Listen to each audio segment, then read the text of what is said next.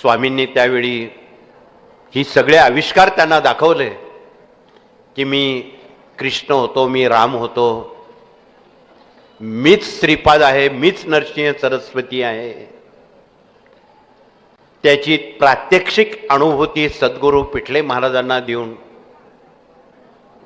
त्या राजधानीमध्ये प्रदीर्घ काल नरसिंह सरस्वती स्वामींनी प्रशिक्षण देण्याचं कार्य आम मानव जातीला सुरू केलं. हे सर्व करत असताना कालावधी वेगानं वाढत होता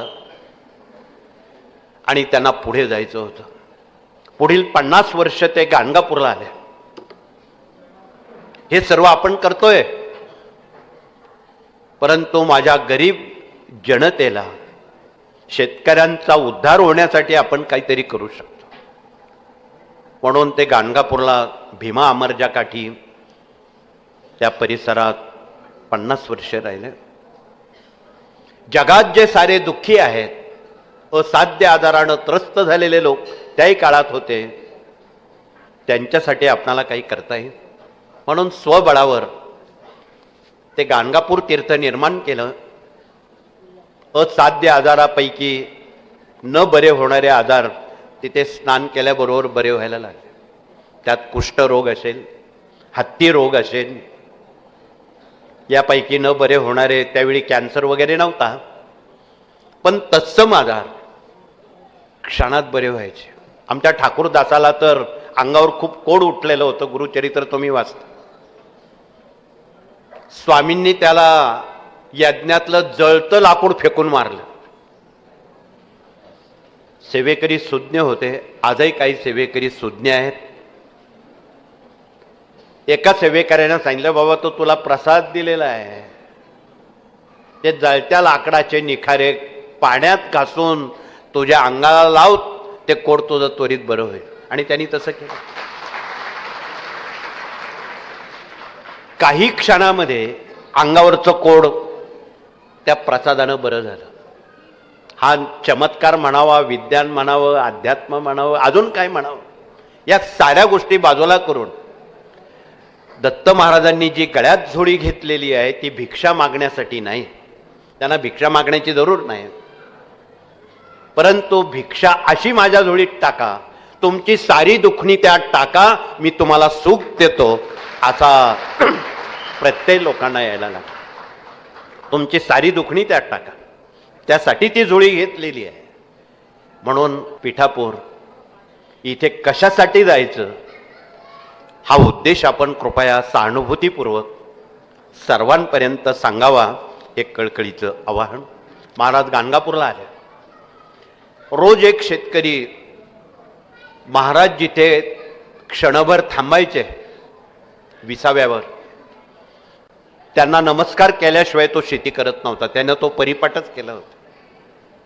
एक दिवस हसत हसत स्वामींनी त्याला मस्करी केली. काय वेडा आहे, पाया पडल्याशिवाय शेती करत नाही. आणि योगायोगानं खूप कष्टातून ती 6 एकर जमिनीमध्ये त्यानं जोंधळ्याचं पीक, ज्वारीचं पीक केलेलं होतं. आणि ते अगदी कापायला आलं. आणि स्वामींनी परीक्षा बघितली, हे जोंधळ्याचं पीक आताच्या आता कापून टाक म्हणे. मागचा पुढचा विचार न करता हाती आलेलं ते पीक त्यानं कापून टाकलं. त्याला गुरु आज्ञा म्हणतात. मागचा पुढचा विचार केला नाही. अक्षरशः घरातल्या लोकांनी आणि गावातल्या गाणगापूर लोकांनी त्याला वेड्यात काढलं. मूर्ख आहे हा म्हणे, त्याला काही अक्कल नाही म्हणे.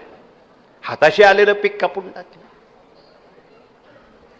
त्यानं ती सहनशीलता टिकून ठेवली.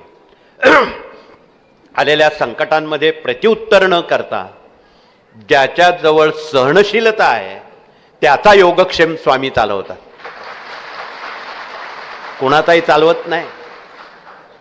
गाणगापुरावर अतिवृष्टी रोज चालू झाली. हातातोंडाशी आलेली पिकं नष्ट झाली, सडून गेली. कोणाजवळही मुठभर धान्य राहिलं नाही. पण स्वामींचा आशीर्वाद असा झाला त्यानं कापलेल्या त्या ज्वारीच्या खोडांना खूप फुटवे फुटले आणि त्याला एवढं धान्य झालं शेतात ते मावेना. परत तो स्वामींकडे आला. स्वामी, या धान्याचं मी काय करू? वेडायस म्हणले.